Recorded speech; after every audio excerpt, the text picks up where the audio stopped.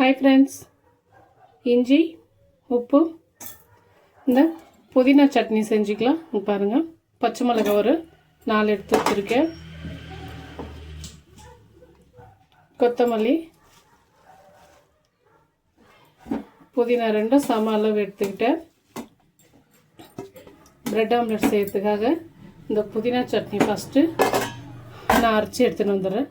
இதுக்கு சேர்த்துருக்கிறது உப்பு, பச்சை மிளகாய், சின்னதாக ஒரு துண்டு இஞ்சி, கொத்தமல்லி, புதினா. இதை இப்போ ஃபைன் பேஸ்ட்டாக அரைச்சிக்கலாம். பாருங்க, அரைச்சாச்சு. கொஞ்சமாக தான் இருக்குது. இதில் கப்பு மாற்றிக்கலாம்.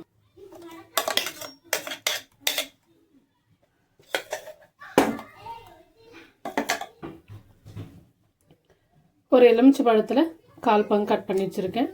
சும்மா பாருங்கள், ஒரு 10 சொட்டு இந்த மாதிரி விட்டிங்கன்னா இந்த பேஸ்ட் வந்துட்டு கலர் மாறாமல் இருக்கும் லெமன் சேர்க்கும்போது. இல்லைன்னா கொஞ்சம் கலர் கருப்பாகிடும்.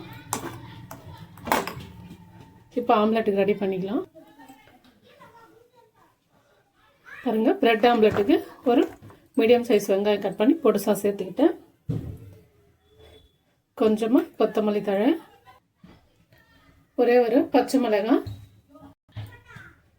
ஒரு பிஞ்ச் மஞ்சள் தூள்,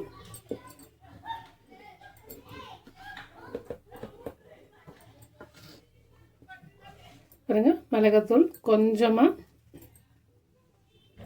சால்ட்டு, தூள் உப்பு.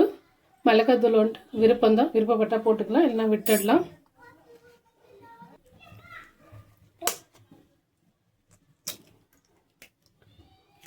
நான் 3 முட்டை எடுத்திருக்கேன் ஒரு ஆம்லெட்டுக்கு.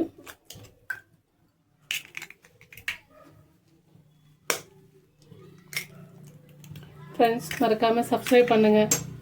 இந்த மாதிரி நல்லா இப்படி அடிச்சுக்கலாம். இது நல்லா மிக்ஸ் ஆகிற மாதிரி இந்த மாதிரி மிக்ஸ் பண்ணி விட்டுருவோம்.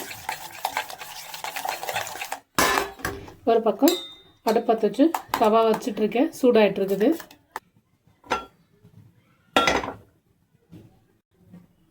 கொஞ்சமாக பட்டர் சேர்த்துக்கலாம். ப்ரெட்டு சூடு பண்ணுறதுக்காக லைட்டாக டோஸ்ட் பண்ணி எடுத்துக்கணும். அதுக்கு தான். நல்லா மெல்ட் ஆகட்டும்.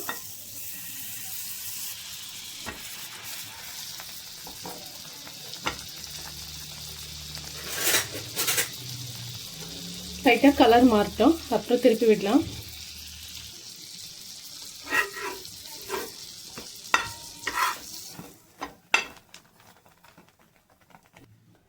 பாருங்க, 2 பக்கமும் திருப்பி விட்டாச்சு.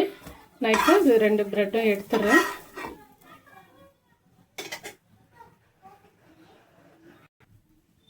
மறுபடியும் இன்னும் கொஞ்சம் பட்டர் போட்டுக்கிறேன். பட்டர் இல்லைன்னா நம்ம எண்ணெயாக சேர்த்து கூட செய்யலாம், எண்ணெய் ஊற்றியே செய்யலாம். பாருங்கள், முட்டை நல்லா அடித்து வச்சுருக்கு. இப்போ அப்படியே ஊற்றிக்கலாம்.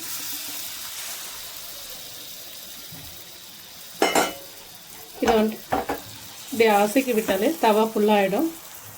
பாருங்கள்,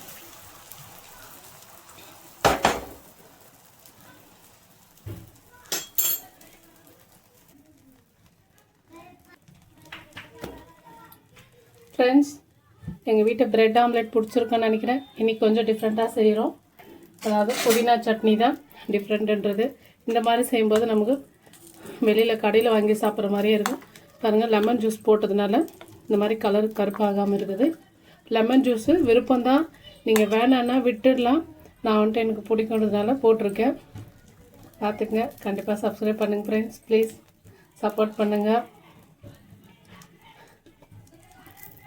நல்லா காரமாக நல்லாயிருக்கும்.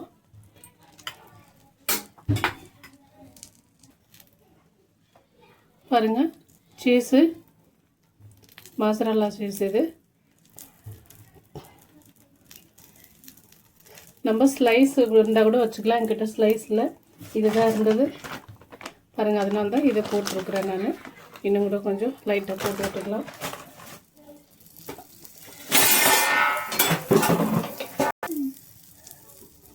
இப்போது அப்படியே திருப்பி விட்டுக்கலாம். திருப்பினா அதாவது இந்த ஆம்லெட்டை ப்ரெட்டு மாதிரி எடுத்து விடுவோம்.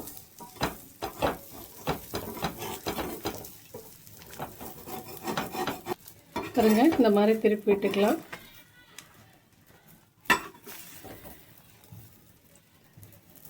லைட்டாக அப்படி பண்ணிவிடுவோம்.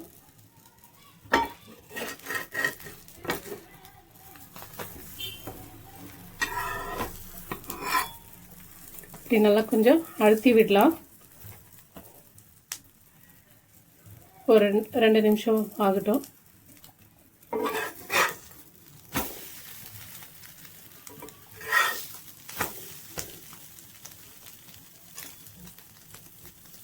ஆஃப் பண்ணிடுறேன். இப்போ இது ஒரு பிளேட்டுக்கு மாற்றிக்கலாம்.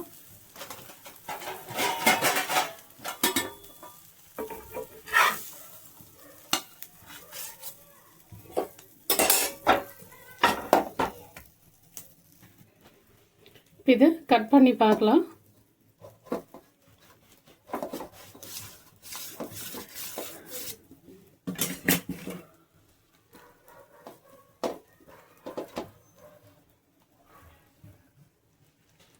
சூடாக இருக்குது பாருங்கள். சீஸ் எல்லாம் நல்லா மெல்ட்டாக இருக்குது. செம்ம சூப்பராக இருக்கும். அப்படியே லைட்டாக ஒரு வாய் சாப்பிட்டு பார்க்கலாம்.